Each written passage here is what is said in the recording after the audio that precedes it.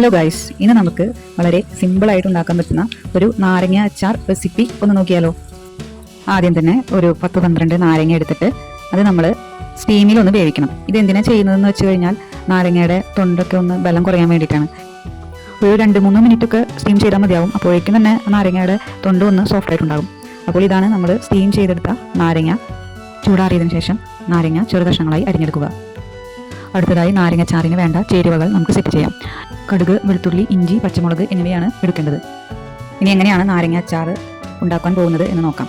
ആദ്യം തന്നെ സ്റ്റൗ ഓണാക്കി അതുമ്പോൾ ചീനച്ചട്ടി വെച്ച് നമുക്ക് ചീനച്ചട്ടി ഒന്ന് ചൂടായതിനു ശേഷം നല്ലെണ്ണ ഒഴിക്കുക.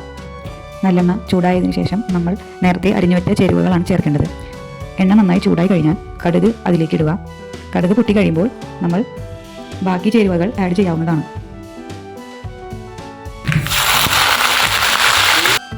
ആദ്യം വെളുത്തുള്ളി ഇടുക. വെളുത്തുള്ളി വേവായി കഴിഞ്ഞാൽ ഇഞ്ചി ഇടാവുന്നതാണ്.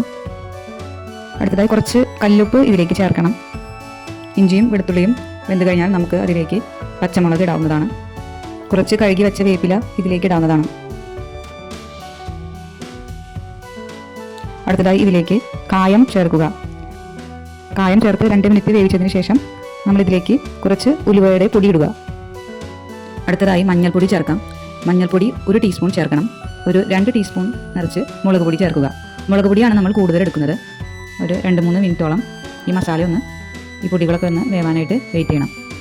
നമുക്കിതിലേക്ക് അരിഞ്ഞു വെച്ച നാരങ്ങ ചേർക്കാവുന്നതാണ്. എന്നിട്ട് വീണ്ടും മിക്സ് ചെയ്യുക.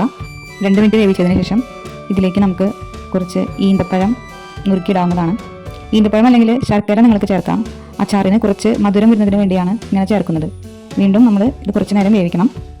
ഏറ്റവും ഒടുവിലായി ലേശം ചുർക്ക ഇതിലേക്ക് ചേർക്കുക. ഇതിൻ്റെ കുറച്ച് ഗ്രേവി എടുത്ത് ഒന്ന് രുചിച്ച് നോക്കുന്നത് നല്ലതാണ്. കാരണം ഉപ്പിൻ്റെ അളവാണ് നമ്മൾ ഇങ്ങനെ രുചിച്ച് നോക്കുന്ന വഴി അറിയുന്നത്. അപ്പോൾ നമ്മൾ കുറച്ച് ടേസ്റ്റ് ചെയ്ത് കഴിഞ്ഞാൽ ഇനി ഉപ്പ് ഇടണമോ വേണ്ടയോ എന്ന് അറിയാൻ പറ്റും. ഉപ്പ് കുറവാണെങ്കിൽ കുറച്ച് ഉപ്പ് ചേർക്കുക. ഉപ്പ് ആവശ്യത്തിനുണ്ടെങ്കിൽ പിന്നെ ചേർക്കേണ്ടത് ആവശ്യമില്ല. 2 മിനിറ്റ് ഒന്ന് വേവിച്ചതിന് ശേഷമാണ് നമ്മൾ സ്റ്റൗ നിർത്തുക. അപ്പോൾ നമ്മുടെ സ്വാദിഷ്ടമായ നാരങ്ങ അച്ചാർ ഇവിടെ റെഡിയായി. എല്ലാവരും ഇതൊന്ന് ട്രൈ ചെയ്ത് നോക്കി അഭിപ്രായം രേഖപ്പെടുത്താൻ മറക്കരുത്.